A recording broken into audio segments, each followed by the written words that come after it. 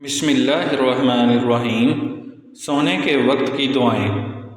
Number 1، دونوں ہتھیلیاں ساتھ ملا کر سورہ اخلاص، سورہ فلق اور سورہ ناس پڑھے، پھر ان میں پھونک مارے اور دونوں کو اپنے جسم پر جہاں تک ممکن ہو پھیرے، سر، چہرے اور جسم کے تمام حصوں پر، اس طرح 3 دفعہ کرے۔